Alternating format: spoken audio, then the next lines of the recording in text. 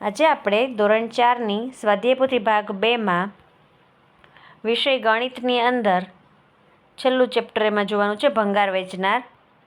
તેના વિકલ્પો જોઈ લઈએ. પહેલાંનો જવાબ છે સી, ત્યાર પછી ડી, બી, સી, બી. પેજ નંબર 98 ઉપર છે બાળકો આ. બી, સી, એ, ડી. ત્યાર પછી છે સી અને બી. ત્યાર પછી જોડકા આપેલા છે. પહેલાંનો જવાબ છે 3x5, 12x4, 8x5, 10x2, 9x6 અને 6x5. ત્યાર પછી મૌખિક ગણતરી કરીને જવાબ લખવાનો છે. 200, 6, 140, 600, 3000, 7500 અને છેલ્લાનો જવાબ છે 300 રૂપિયા વધુ જે છે એ મળે. અને કોની પાસે વધારે રૂપિયા છે? તો કે સોહિલ પાસે. ત્યાર પછી પહેલી ખાલી જગ્યાનો જવાબ છે 7મીનો 1400 અને 8મી ખાલી જગ્યાનો જવાબ છે 30 પેજ લેસન કરશે. પ્રશ્ન 4 બોક્સ આપેલું છે અને એના ઉપરથી વસ્તુ કેટલા રૂપિયામાં પડી છે તે લખેલું છે અને કેટલા રૂપિયા ચૂકવવાના છે તેના દાખલા આપણે ગણવાના છે. 85 રૂપિયા 1 કિલો ભાવ હોય તો 2 કિલો ચોખાનો ભાવ થાય 170 રૂપિયા અને 50 રૂપિયા ગોળની કિંમત છે તો 5 કિલો ગોળની કિંમત થાય 250 રૂપિયા. ખાંડ 3 કિલો લેવાની છે 35 × 3. મગ 2 કિલો લેવાના છે 70 × 2. ત્યાર પછી બંનેનો સરવાળો કરીને કુલ રૂપિયા ચૂકવવા પડે. ત્યાર પછી 1 કિલોગ્રામ તુવેર દાળ ખરીદી એટલે 1 કિલોગ્રામનો ભાવ છે 105 રૂપિયા અને 3 કિલો ચણા ખરીદ્યા તો કે 30 રૂપિયા પર કિલો એટલે 30 તેરી 90 રૂપિયા થાય. તો કે રિહાનભાઈને તુવેર દાળના હું વધારે રૂપિયા ચૂકવીશ. તમે જે છે એ તમે તુવેર દાળ જે છે એ ખરીદી છે એટલે તમારે વધારે રૂપિયા ચૂકવવા પડશે. સૌરભભાઈને ઓછા ચૂકવવા પડશે. ત્યાર પછી 1 કિલો તુવેર દાળ છે એને 105 રૂપિયા, મગના 70 × 2 એટલે 140 રૂપિયા. બંનેનો તફાવત અહીંયા આપેલો છે.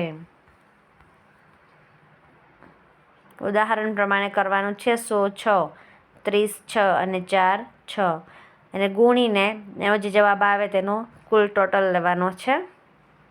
એવી જ રીતે નીચે કરવાનું છે.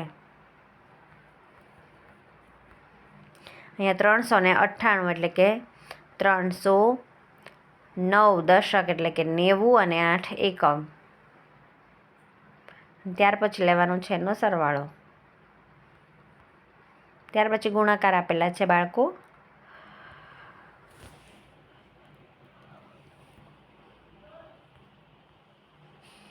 ઉદાહરણ મુજબ કરવાનું છે. 34 એટલે 30 + 4 અને 51 એટલે 50 + 1. તે બંનેને ગુણીને જે ગ્રેન્ડ ટોટલ આવે તેનો સરવાળો કરવાનો છે. 74 એટલે 70 + 4 અને 15 એટલે કે 10 + 5. બંનેનો સરવાળો ગુણાકાર કરો અને ગુણાકારનો જે જવાબ આવે એનો સરવાળો કરો. સેમ અહીંયા એમ જ કરશી 60 + 9 અને 50 + 0. ત્યાર પછી 5મો પ્રશ્ન જોઈ લઈએ ગુણાકાર.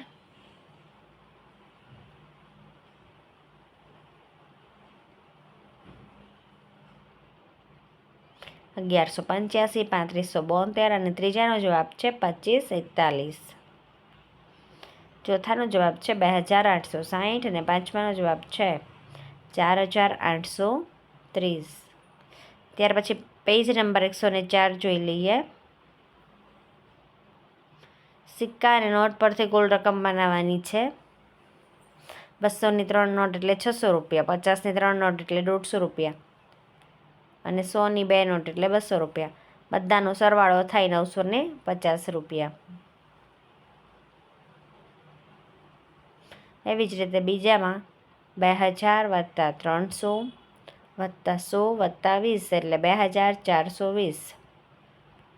ત્યાર પછી 7મો પ્રશ્ન છે.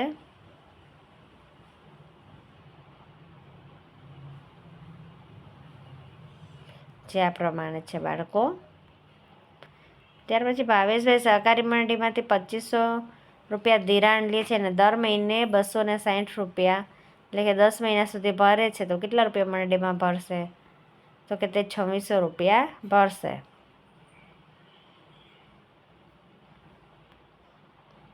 બાબુભાઈ એક દિવસમાં 250 રૂપિયા કમાય છે. તો દિવસમાં કેટલું કમાય?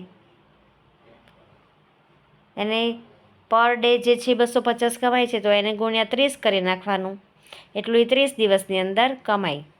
3 અઠવાડિયામાં કેટલું કમાય? 3 અઠવાડિયા, 1 અઠવાડિયા એટલે 7 દિવસ, 3 અઠવાડિયા એટલે 21 દિવસ. તો 250 ગુણ્યા 21 જવાબ આવે 5250.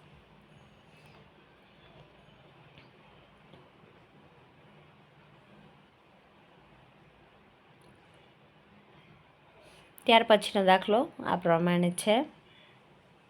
કિરણને મોટી ભંગારની દુકાનેથી મળતી રકમ કેટલી છે? તો કે 1148 રૂપિયા. અને ભંગારવાળાએ કિરણને કેટલા રૂપિયા ચૂકવ્યા હતા? તો કે 937 રૂપિયા. તો એને કેટલા રૂપિયા વધુ મળ્યા? નફો કેટલો થયો? તો કે 211 રૂપિયાનો નફો થયો. ત્યાર પછીનું પેજ જોઈ લઈએ. ચાલો જાતે કરી આપેલું છે. તમારી આજુબાજુમાં જે સ્ટોર આવેલો હોય ત્યાં વેફર, બિસ્કિટ, સાબુ, લોલીપોપ અને ચોકલેટના શું ભાવ છે તે એક પેકેટનો ભાવ લખો અને એને ગુણ્યા 5 કરીને 5 પેકેટનો ભાવ પણ લખવાનો છે.